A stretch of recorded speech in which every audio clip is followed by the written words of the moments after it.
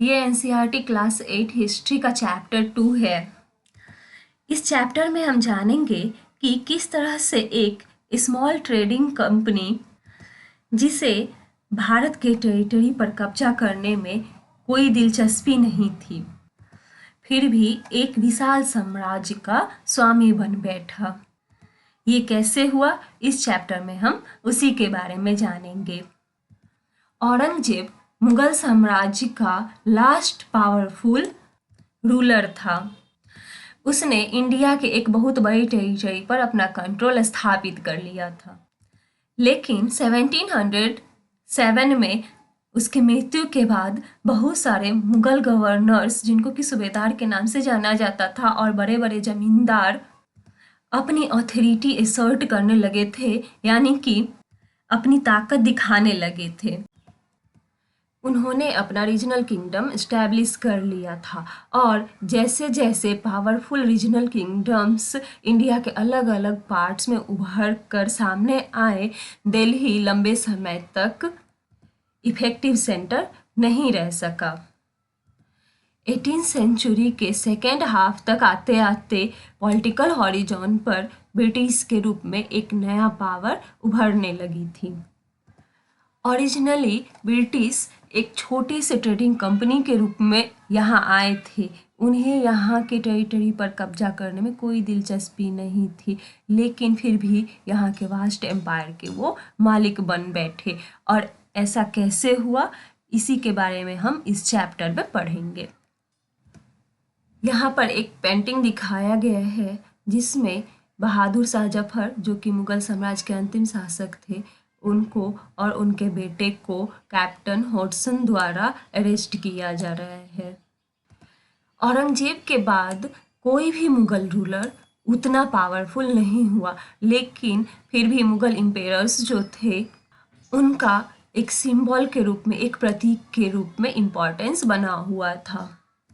In fact 1857 में British के against जो विद्रोह हुआ था, उसमें बहादुर शाह जफर को विद्रोहियों ने अपना नेता मान लिया था। कंपनी के द्वारा जब विद्रोह को कुचल दिया गया तो बहादुर शाह जफर को किंगडम छोड़ने पर मजबूर कर दिया गया और उनके बेटों को जफर के सामने ही मार डाला गया। यहाँ पर एक मैप दिखाया गया है जिसमें 18th सेंचुरी में इंडिया में आने वाले जो भी रास्ते थे उसको दिखाया गया है। यहाँ ब्रिटिश आइसलैंड से केप ऑफ गुड होप, फिर वहाँ से इंडिया की तरफ या तो बम्बई या फिर मद्रास, ये ईस्ट की तरफ आने वाले रूट्स थे। अब जानते हैं ईस्ट की तरफ ईस्ट इंडिया कंपनी किस तरह आए। 1600 में ईस्ट इंडिया कंपनी को इंग्लैंड के रूलर क्वीन एलिजाबेथ I के द्वारा चार्टर प्रोवाइड किया गया, चार्टर प्रदान किया गया, जिसके तहत कंपनी को ईस्ट से ट्रेड करने का एकाधिकार मिल गया, सोल राइट मिल गया। इसका मतलब था कि इंग्लैंड में कोई और ट्रेडिंग ग्रुप यानी कि कोई और व्यापारिक कंपनी ईस्ट इंडिया कंपनी के साथ इस एरिया में यानी कि ईस्ट की तरफ कम्पीट नहीं कर सकती थी। और इस चार्टर के सहारे कंपनी ओशन के पार जाकर, समुद्र के पार जाकर नए इलाके खोज सकती थी, जहां से वो सस्ते दामों पर चीज़ों को खरीद सके और यूरोप में ले जाकर उसे ऊंचे दामों पर बेच सके। कंपनी को किसी दूसरे इंग्लिश ट्रेडिंग कंपनी से कंपटीशन था ही नहीं। उस ज़माने में जो मर्सेंटाइल ट्रेडिंग कंपनीज होती थी, मर्सेंटाइल कहने का मतलब वैसा बिजनेस इंटरप्राइज जिसमें चीज़ों को सस्ते दामों पर खरीदा जाता है और हायर प्राइसेस यानी कि ऊंची कीमतों पर बेचा जाता है और इस तरह से मुनाफा कमाया जाता है। तो उस ज़माने में जो मर्सेंटाइल ट्रेडिंग कंपनीज होती थी वो प्रायः कंपटीशन से बचकर ही मुनाफा कमाया करती थी। कंपटीशन थी नहीं तो वो चीज़ों को सस्ते दामों पर खरीद कर उन्हें ज़्यादा कीमत पर बेच सकती थी। हालांकि रॉयल चार्टर किसी दूसरे यूरोपियन कंपनी को ईस्टर्न मार्केट में एंटर होने से नहीं रोक सकती थी। जब तक इंग्लिश जहाज अफ्रीका के west coast Cape of Good Hope के आसपास, यहाँ पर मैप में दिखाया गया है, इसके आसपास पहुँचते उससे पहले ही पुर्तगीज इंडिया के वेस्टर्न कोस्ट पर अपीयर हो चुके थे और उन्होंने अपना ठिकाना गोवा में बनाया था। In fact Portuguese explorer Vasco the gamma ने 1498 में इंडिया तक पहुंचने के लिए सी रूट का पता लगाया था। 17वीं सेंचुरी के शुरुआत में डच भी इंडियन ओशन में ट्रेड करने की संभावनाएं तलाश कर रहे थे और कुछ ही समय बाद फ्रेंच ट्रेडर्स भी सामने आ गए। अब प्रॉब्लम यह था कि ये जितनी भी कंपनियां थी ये सारे एक जैसी चीज़ें ही खरीदना चाहती थी। इंडिया में प्रोड्यूस किए गए कॉटन और सिल्क का यूरोपियन मार्केट में काफ़ी डिमांड था। पेपर, क्लोव्स, कार्डामम, सिनामम, इन सब का भी डिमांड बहुत ज़्यादा था। यूरोपियन कंपनीज के बीच में बढ़ते कंपटीशन के कारण इंडियन मार्केट में इन सब चीज़ों की कीमत बढ़ने लगी, जिसके वजह से यूरोपियन कंपनीज को जो प्रॉफिट होता था वो धीरे धीरे कम होने लगा।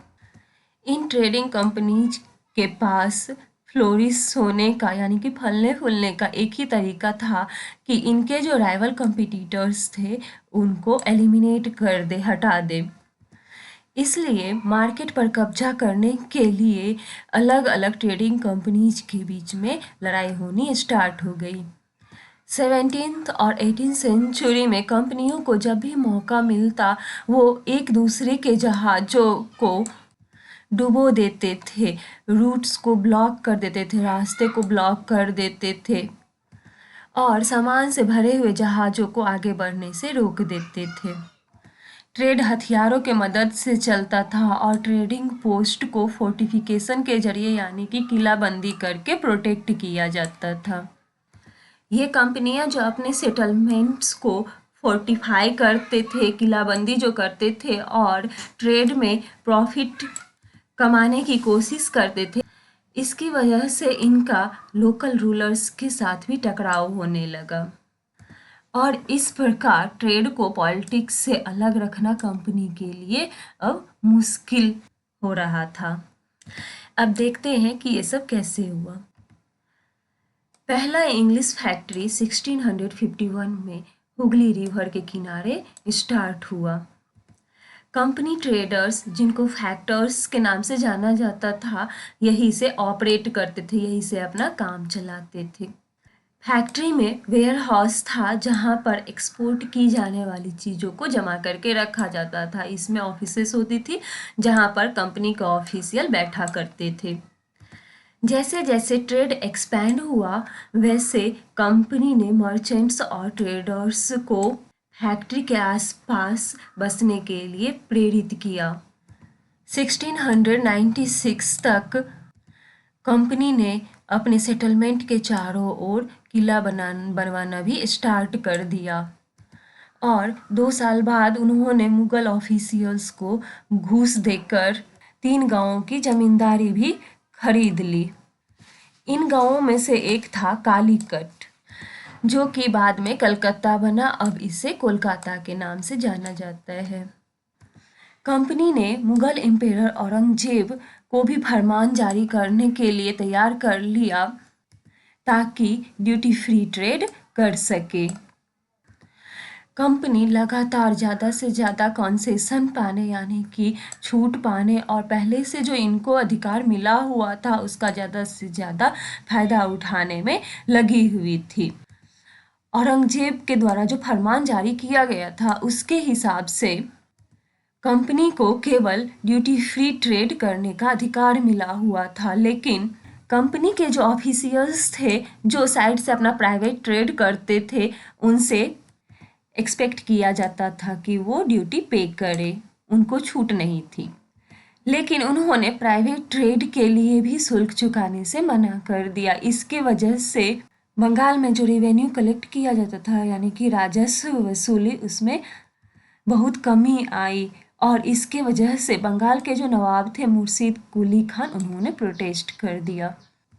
यहाँ पर एक पेंटिंग दिखाया गया है जो विलियम सिम्पसन के द्वारा 1867 में बनाया गया था। इसमें दिखाया गया है कि मद्रास के जो जहाजें थी उससे लोकल बोट सामान ला रही है। ट्रेड में इन सब इश्यूज के कारण आगे चलकर जो लड़ाइयाँ हुई, जैसे battle of Plassey, battle of Buxar, इस सब के बारे में हम अगले वीडियो में जानेंगे।